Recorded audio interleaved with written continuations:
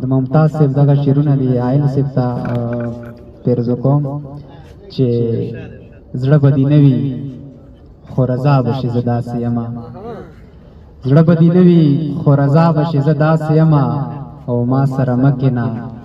زما به شي زه داسې یمه او د لیونتوب پیهې مې مه کوه خبره واوره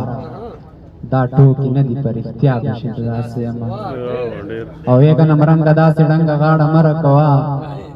زما د خر ماښام سودا به شي زه داسې یمه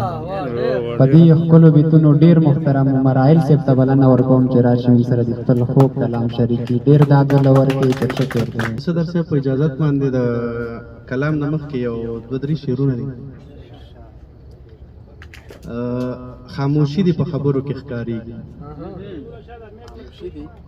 جی خاموشي دي په خبرو کې ښکارېږي چې الوت دي په وزرو کې ښکارېږي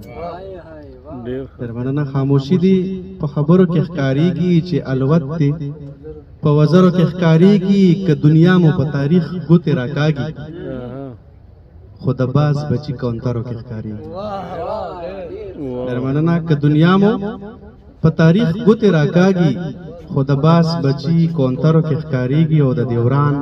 خار چا کیسه راته ونه کړه د دیوران خار چا کیسه راته ونه کړه زمانه په دې کنډرو کې ښکارېږي ډېره مننه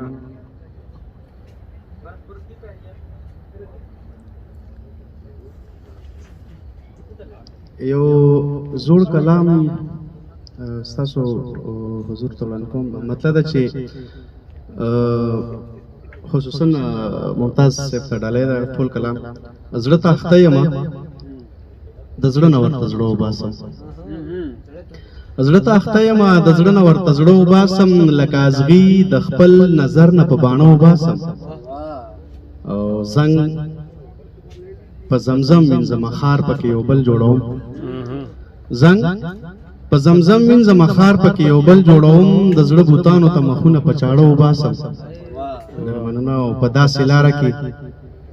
چې لاره ده خو لاره نه ده په داسې لاره کې چې لاره ده خو لاره نه ده سورې راکاږم د خپل سر نه ویښته وباسم ډېره مننه او د ملغلرو خاره ته به ما ته څه ووایې پیر صاحب په داسې د ملغلرو خاره ته به ما ته څه ووایې چې د خوړ کاڼي درته پرېږدم در نه سره وباسم ډېره مننه او ونې کرمه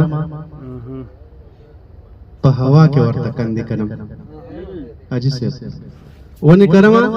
په هوا کې ورته کندې کنم سپوږمۍ ته مخ وینځمه ستورو نه اوبه وباسم ډېره مننه ونې کرمه په هوا کې ورته کندې کنم سپوږمۍ ته مخ وینځمه ستورو نه اوبه وباسم او مقصد دا چې ته به راځې عایله داسې نه چې نه به راځې